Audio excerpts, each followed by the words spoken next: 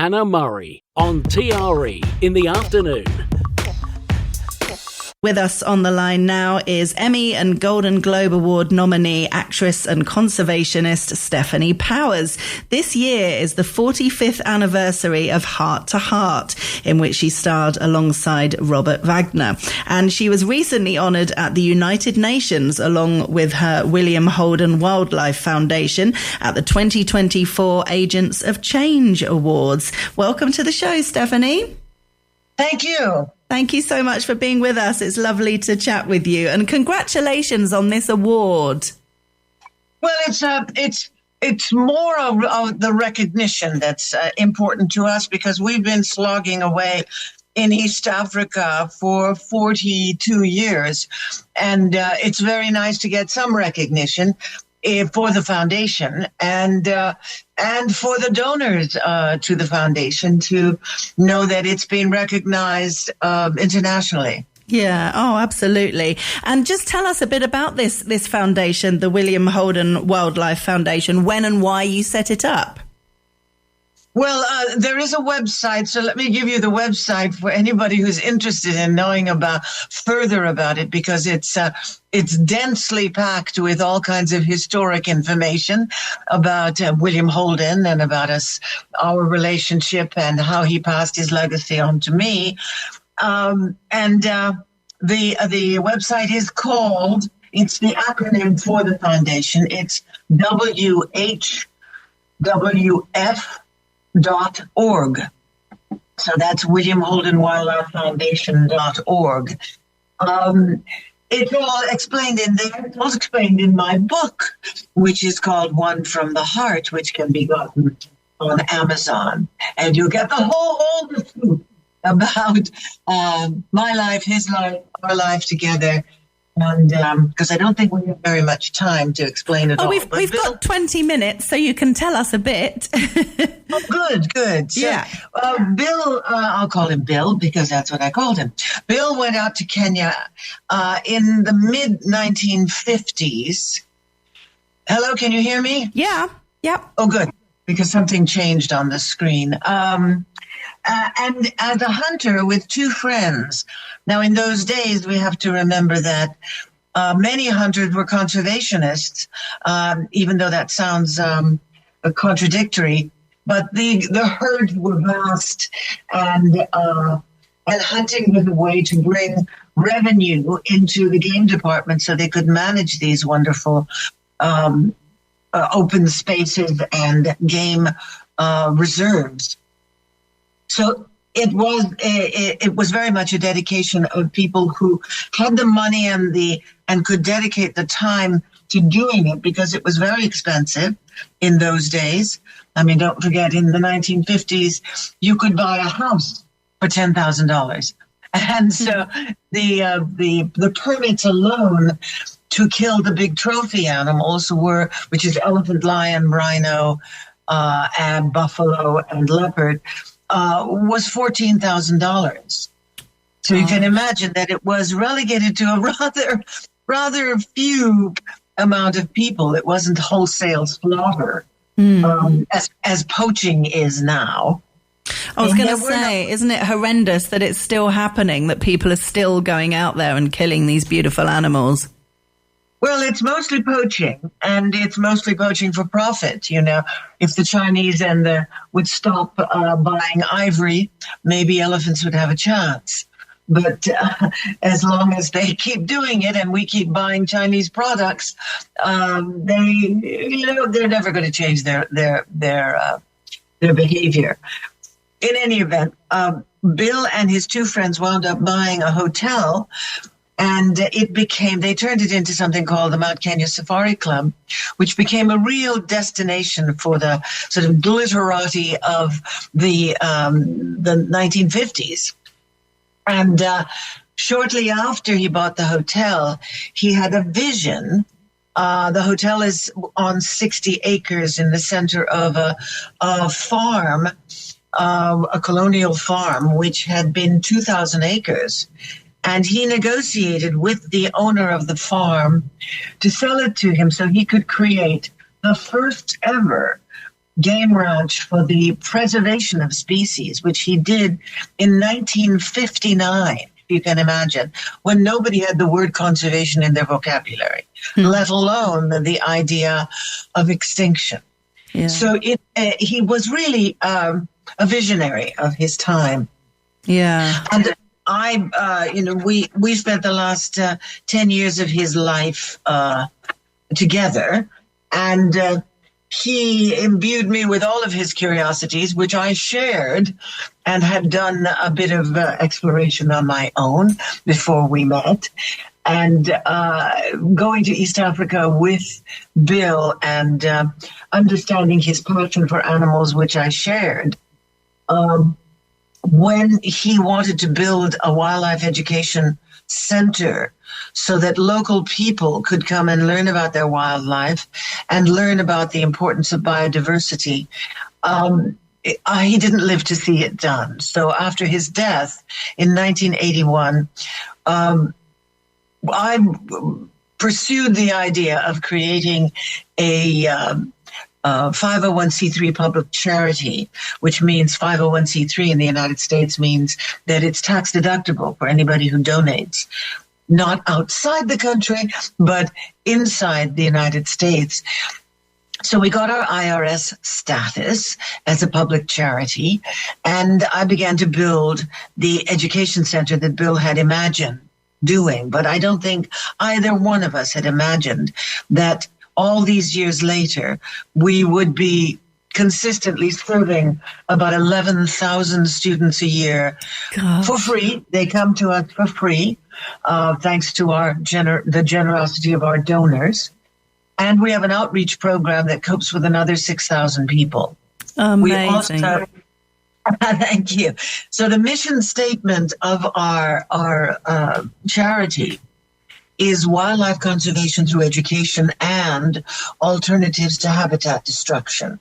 The latter part of it has become more and more important because as we are all throughout the world experiencing the climate change that is affecting so dramatically every aspect of our lives, as you in Spain have witnessed recently, we are promoting and teaching a method of regenerative agriculture that starts with regenerating the soil.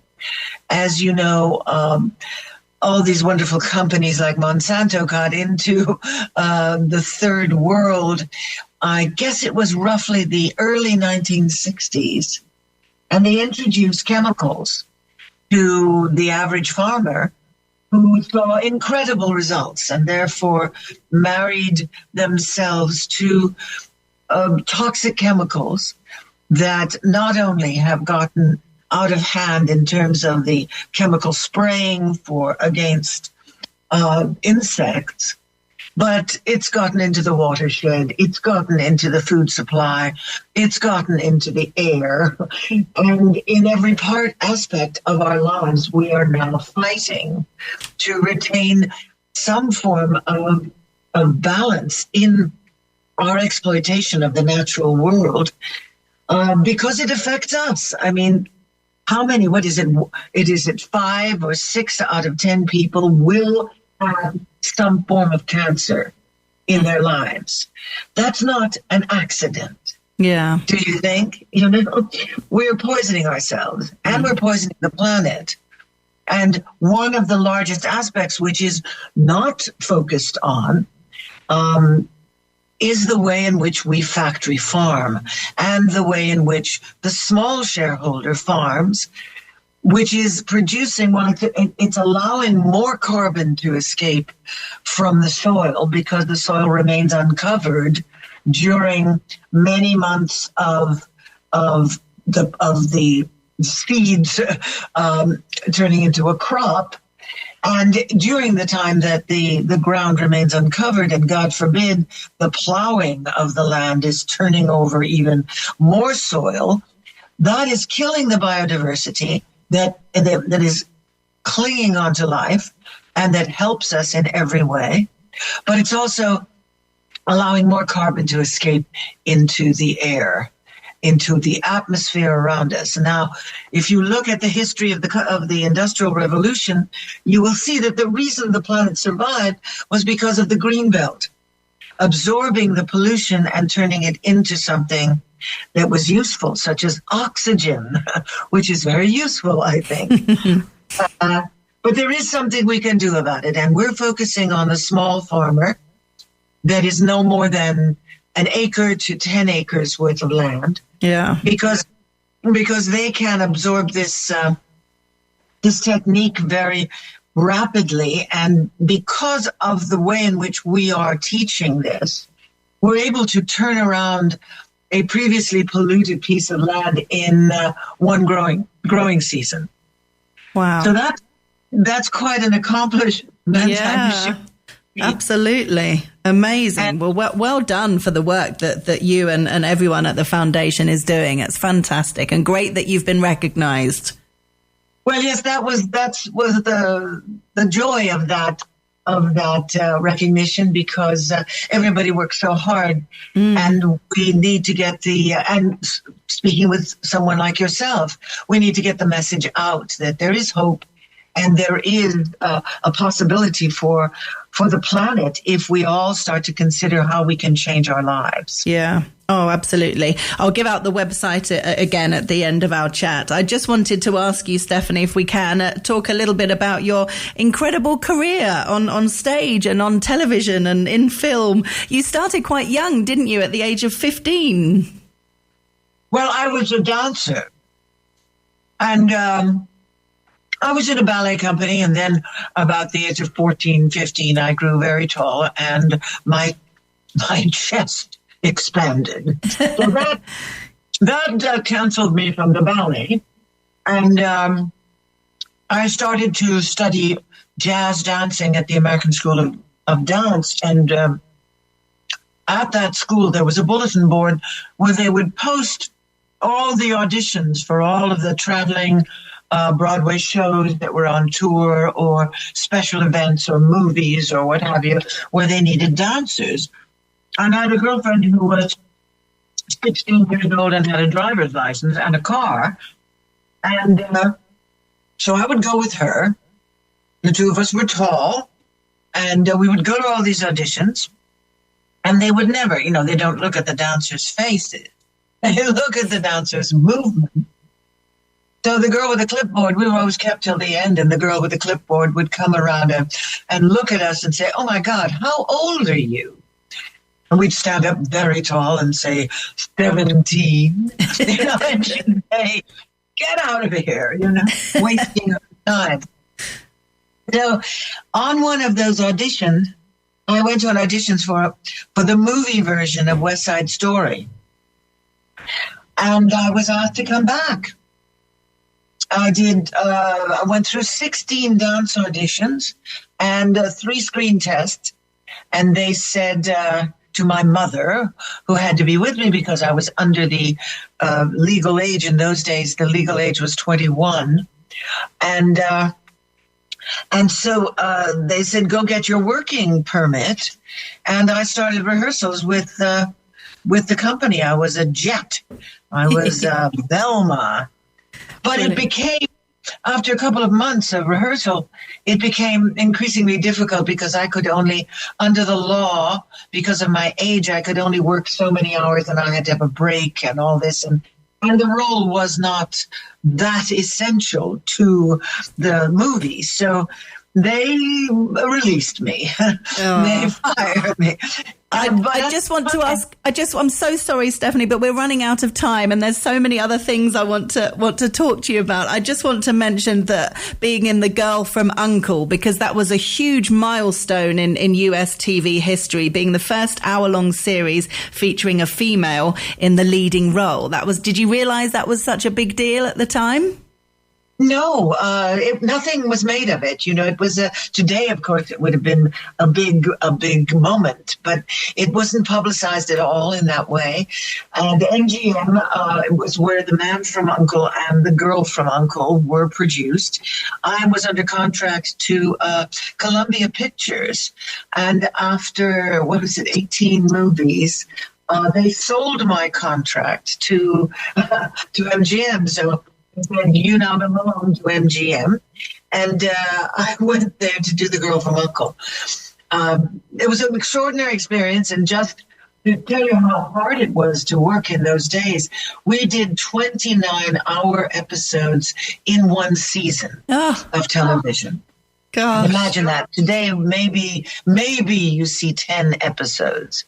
And we worked incessantly because Noel Harrison and I were in every shot. Yeah, amazing.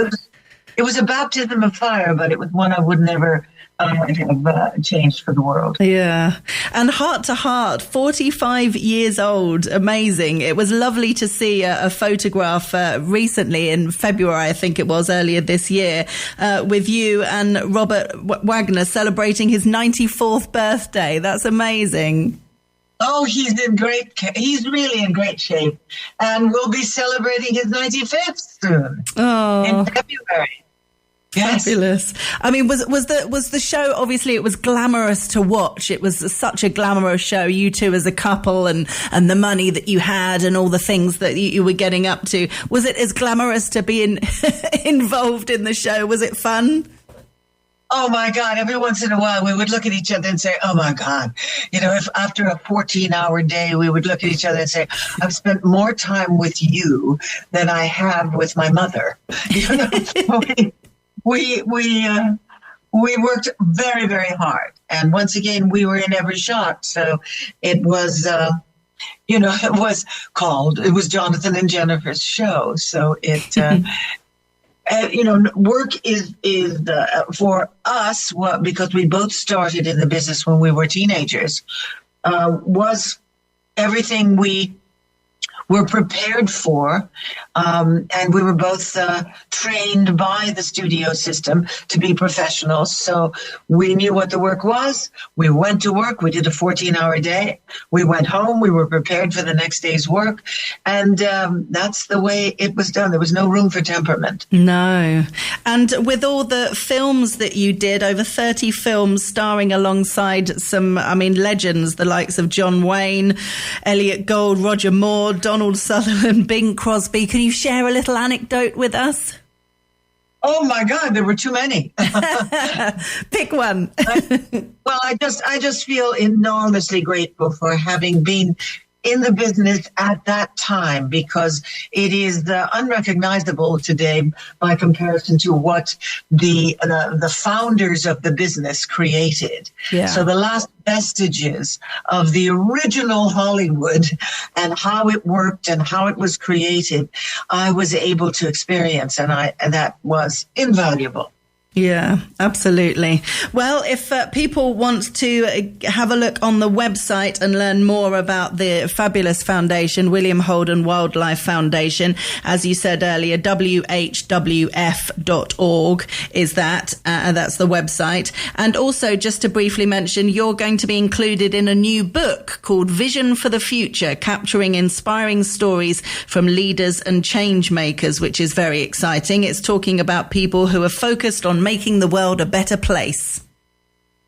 Thank you. That's going to be available on the internet. Yeah, fantastic. Well, it's been a real pleasure to chat with you, Stefanie Powers. Thank you so much for joining us on Talk Radio Europe. My pleasure, and thank you for having me.